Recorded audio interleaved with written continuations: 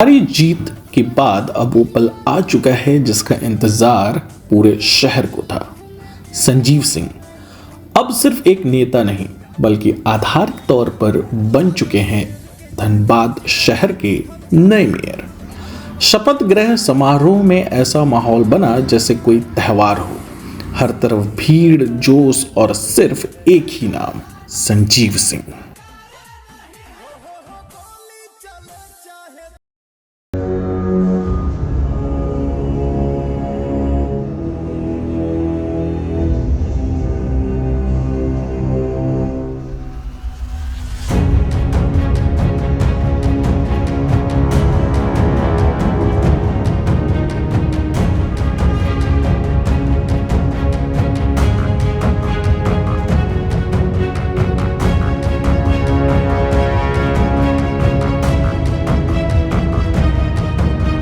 के प्रति अपनी निष्ठा की शपथ ली। मैं संजीव सिंह ईश्वर की शपथ लेता हूं कि मैं ईमानदारी और निष्पक्षता से अपने कर्तव्यों का पालन करूंगा।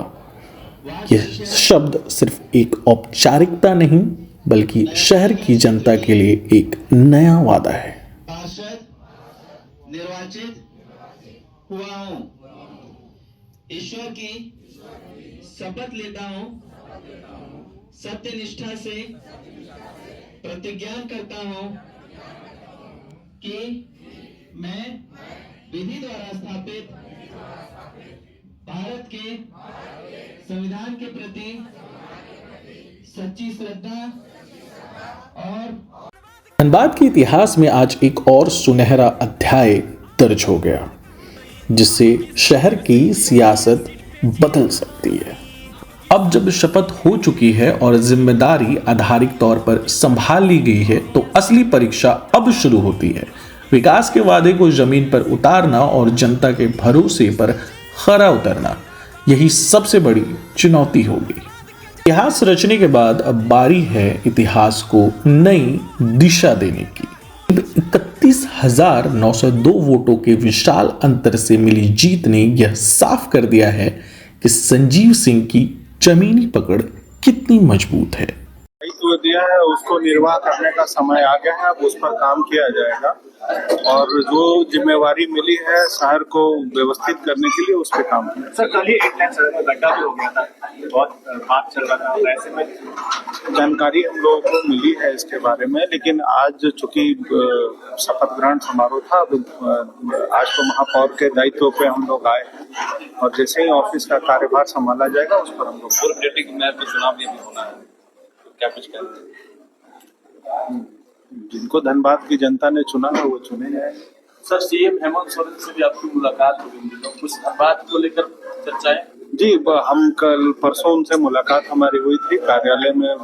श्री हेमंत सोरेन जी से मुलाकात हुई थी कि चूंकि हमारे राज्य के मुखिया हैं और धनबाद नगर निगम क्षेत्र में उनकी भूमिका एक अहम है, चूंकि राज्य के विकास में उनका एक अहम प्रमुख भूमिका होती है, तो वो इसी सिलसिले में उनसे मुलाकात हुई और उनसे हमने ये कहा है कि धनबाद नगर निगम क्षेत्र में जो विकास संबंधित जो भी मुद्दे हैं उनमें उनका सहयोग चाहिए और उन्होंने मुझे इस बात के लिए आश्वस्त किया है कि हमारा सहयोग है।